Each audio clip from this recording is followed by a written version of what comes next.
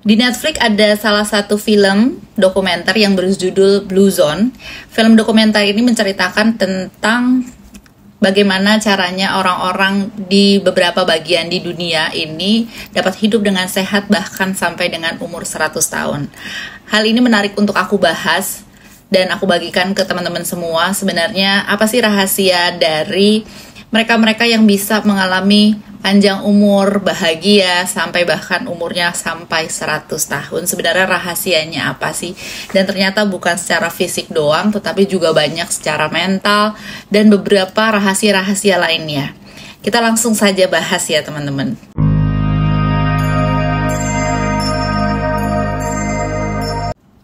Atma, namaste. Saya Ivani Chandra. Halo teman-teman semua, apa kabar? Semoga semuanya selalu dalam keadaan yang sehat dan selalu dalam lindungan Tuhan. Kita lanjutin lagi bahas tentang film dokumenter yang berjudul Blue Zone yang menarik memang untuk dibahas, yaitu di situ film itu menceritakan bahwa bagaimana sih caranya agar memiliki umur panjang dan sehat. Apa sebetulnya rahasia-rahasianya?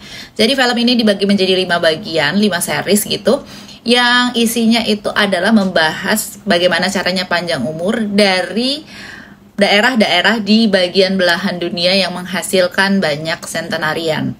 Centenarian adalah orang-orang yang memiliki umur sampai 100 tahun lebih. Salah satu kota centenarian terbesar atau terbanyak adalah kota Okinawa, Jepang. Tentunya teman-teman mungkin banyak yang sudah mendengar bahwa Okinawa ini kota di Jepang menghasilkan banyak centenarian. Mereka hidup longevity, panjang umur, sejahtera, happy gitu. Nah, sebenarnya apa sih rahasia-rahasia mereka bisa sampai mengalami umur 100 tahun lebih dalam keadaan yang sehat? Langsung saja kita bahas satu persatu. Yang pertama adalah sebenarnya apa sih yang mereka makan? Ada nggak sih makanan yang betul-betul menjadi rahasia panjang umurnya mereka? Ternyata tidak ada. Mereka memang rajin makan makanan alami, yang mereka makan seaweed, mereka makan pare, tanaman-tanaman seperti makan juga kedelai ya, soybean, seperti itu. Mereka menghasilkan juga tofu, dan mereka juga makan ubi ungu atau sweet potato purple ya. Ini mereka makan cukup lumayan sering, lumayan banyak porsinya. Jadi mereka makan ubi ungu ini hampir 67% dari total yang mereka makan. Dan sebenarnya kalau diteliti, ubi ungu ini itu mengandung 150% antioksidan lebih banyak dibandingkan dengan makanan-makanan lain. Jadi setidaknya ubi ungu ini juga membantu. Tapi ada juga memang mereka makan makanan yang lainnya lagi ya, seperti itu pare. Pare itu kan membantu untuk menurunkan kadar gula darah, membantu juga untuk menurunkan kadar kolesterol. Dan tofu juga sangat baik untuk jantung. Jadi makanan-makanan mereka ini karena alami, banyak gunanya bagi kesehatan tubuh. Mereka tidak banyak makan makanan olahan, itu mereka tidak ya. Lebih banyak makanan-makanan alami.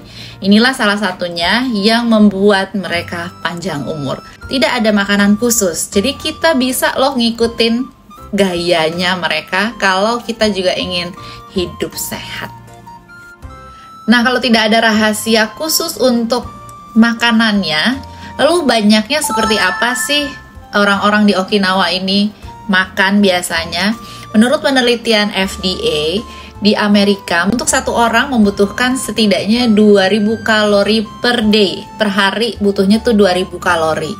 Nah, saat ini banyak sekali orang-orang yang makan sudah lebih dari 2000 kalori, bahkan sampai 3600, bahkan sampai 4000 kalori dengan makan-makanan yang tersedia sekarang ini ya, karena memang sangat banyak makanan-makanan olahan yang tersedia. Restoran-restoran cepat saji menyediakan berbagai makanan yang crunchy, menyediakan kue-kue yang berwarna-warni. Belum lagi candy yang warnanya sangat menarik untuk dimakan. Dan pada akhirnya kita makan lebih dari 2000 kalori. Nah, berapa sih di Okinawa ini mereka makan? Menurut perbandingan dalam film ini diceritakan bahwa satu burger itu diukur mengandung setidaknya 750 kalori. Jadi satu burger untuk kita makan siang itu butuh 750 kalori. Nah, kalau untuk orang-orang Okinawa yang mereka memasak makanan yang sendiri dari bahan-bahan yang alami tadi, sayur-sayuran yang cuman ditumis-tumis saja, ternyata cuman menghasilkan setidaknya 350 kalori. Nah, beda banget ya dalam satu hari kalau mereka makan seperti itu aja ya. 3 kali makan berarti mereka hanya kurang lebih makan itu sekitar kurang lebih 1000 lebih sedikit kalori. Padahal normalnya orang-orang ini makan sebanyak 2000 kalori per day. Bahkan sekarang sampai dengan bisa mencapai angka 4000 kalori. Inilah yang menimbulkan obesitas dan resiko banyak penyakitnya ya.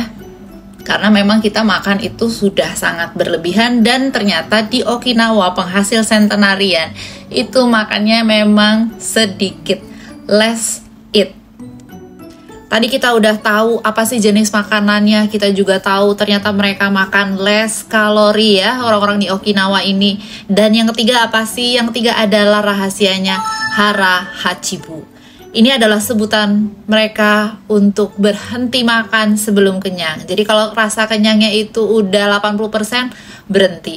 Dan inilah rahasianya. Kenapa sih kalau makan itu harus berhenti sebelum betul-betul kenyang? Karena ternyata pada saat kita kekenyangan, otomatis tubuh akan lebih membutuhkan banyak oksigen untuk mencerna makanan yang kita makan ini ya. Dan ketika kita membutuhkan lebih banyak oksigen, itu artinya tubuh juga banyak melepas radikal bebas yang membahayakan bagi tubuh. Dan bisa juga kalau kita sampai kekenyangan berarti akan meningkatkan kadar gula darah loh, karena indeks glikeminya kita otomatis akan naik ketika merasa sangat kekenyangan. Dan yang ketiga, bisa aja kalau kita kekenyangan mengganggu sistem pencernaan secara keseluruhan. Bagus juga kita mencoba hal ini, makan lalu berhenti sebelum kita kenyang. Rahasia yang selanjutnya adalah life balance.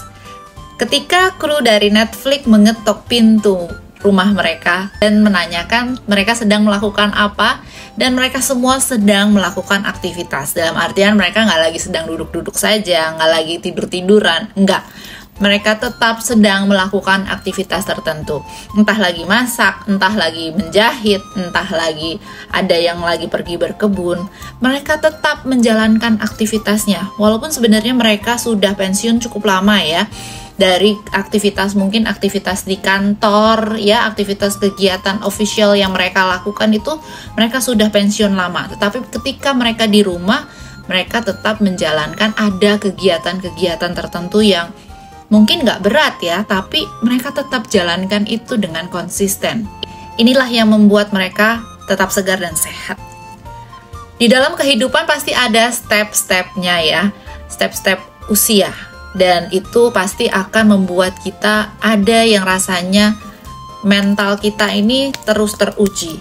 Memasuki usia yang disebut kita sudah mulai senior, memasuki usia nanti kita pensiun, memasuki usia di mana rambut sudah mulai putih semua, memasuki usia di mana nanti teman-teman ada saja yang dipanggil satu-satu. Ini pasti akan men-breakdown mental, dan termasuk orang-orang di Okinawa juga. Bagaimana cara mereka menghadapi hal ini? Mereka mencari support. Dari mana mereka mencari support? Tentunya dari orang-orang yang juga seumuran dengan mereka. Jadi mereka tetap berteman, mereka tetap saling support. Bahkan mereka mengumpulkan uang sama-sama untuk mensupport temannya mungkin nanti yang sakit, seperti itu ya. Jadi uang ini dikumpulin bareng-bareng kayak arisan untuk nanti saling support. Itulah yang mereka lakukan. Mereka komit terhadap pertemanan mereka ini yang sesama usianya. Saling support terus, saling setia gitu. Ini yang mereka sebut sebagai moai. Jadi kita kalau mau sehat, kita kalau mau panjang umur, ternyata secara mental kita juga butuh teman, butuh seseorang yang bisa support kita juga. Dan itu didapatkan dari orang-orang yang seumuran kita, yang juga merasakan hal yang sama. Maka dari itu, sebaiknya kita juga memiliki teman baik atau memiliki circle, teman-teman atau sahabat yang nanti akan kita jadikan juga teman hidup sampai dengan kita usia lanjut. Yang terakhir yang sudah sangat terkenal, kalian juga pasti tahu, yaitu adalah ikigai atau tujuan hidup. Kalau dari film, aku melihat bahwa di kota Okinawa ini kehidupannya sangat tenang, sangat baik, sangat penuh dengan kedamaian, kayak gitu.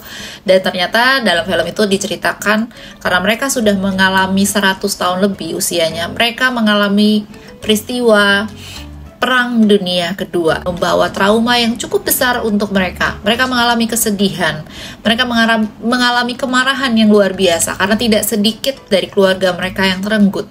Ibunya, kakaknya, banyak yang terenggut nyawanya pada saat Perang Dunia Kedua. Dan mereka berpikir bahwa memang hidup harus diperjuangkan. Ada rasa kekosongan, ada rasa kesedihan. Ada rasa kesedihan yang tertinggal di dalam hati mereka. Tetapi mereka berpikir lagi bahwa hidup itu memang harus diperjuangkan. Kalau ternyata mereka masih tersisa, orang tua mereka akhirnya harus tewas dalam Perang Dunia Kedua itu, berarti ada tujuan yang masih harus mereka jalankan. Mereka mencari ikigai mereka. Apa sih tujuan dari hidup mereka itu? Dan rata-rata orang-orang di Okinawa sudah menemukan ikigai mereka, sehingga pada saat mereka bangun tidur, mereka tahu bahwa mereka harus menjalankan ikigai mereka. Pada saat mereka sehari-hari, mereka tidak pernah putus semangat. Mereka terus menjalankan ikigai mereka. Mereka tidak pernah pensiun. Walaupun ikigai mereka itu cuma sekedar misalnya menjahit, walaupun ikigai mereka cuma sekedar melayani keluarganya, tetapi mereka menemukan ikigainya. Mereka menemukan passion dan tujuan hidupnya untuk itu. Sehingga mereka tidak mengalami yang namanya bosan ketika hidup. Dan ini yang membuat hidup menjadi lebih berwarna. Dan pada akhirnya secara keseluruhan membuat orang-orang di Okinawa sehat dan panjang umur. Tadi adalah series pertama dari film dokumenter Blue Zone yang aku sharing di sini. Kita akan lanjutin lagi nanti. Kalau aku udah lihat filmnya berikutnya lagi ada di kota mana, aku akan share lagi. Masih ada 4 harusnya. Rahasia-rahasia panjang umur, tapi nggak hanya panjang umur, tapi juga sehat, semangat dalam menjalankan hidup. Kita tungguin ya.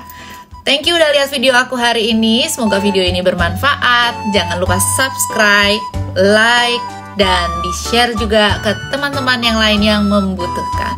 Thank you very much. I love you all. Atma Namaste.